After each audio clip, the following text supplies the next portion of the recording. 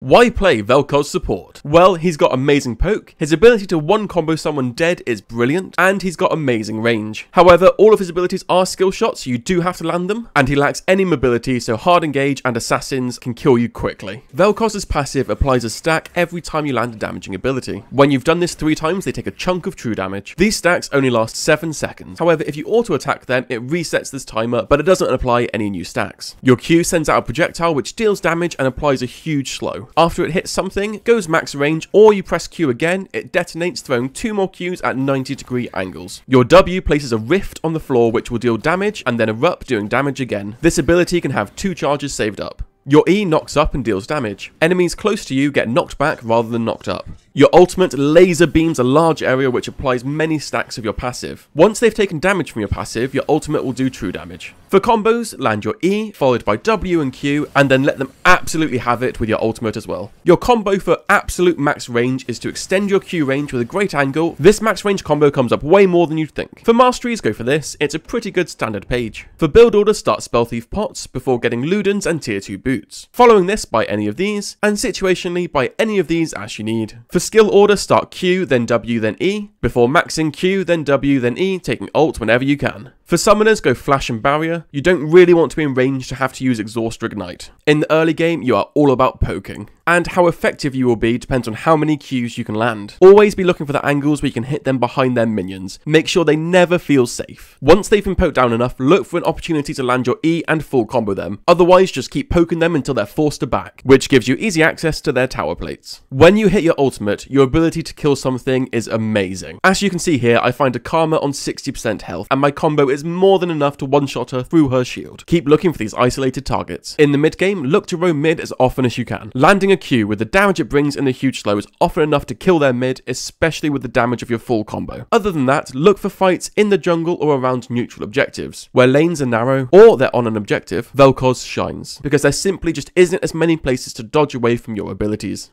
In the late game, before a team fight starts, you're looking for that pick to make it a 5v4 or simply lower their health with your poke to make the fight easier. However, when the fight starts, you're looking to stay safe from maximum range. Throw your abilities at anything attempting to dive you or your carry. Remember, with your passive, you can do great damage to tanks. However, if you are safe to do so, getting any damage on their carries with your amazing range and abilities that will go through their front line, or even around it in the case of your Q, will often just straight up win the fight for you. The way you convert this into a win is by challenging neutral objectives and towers early. Your abilities and range make it difficult to approach through narrow lanes. And if you catch them out, your abilities will simply AoE melt their entire team. This extra map control early lets you get deeper wards, which leads to more picks and a bigger snowball.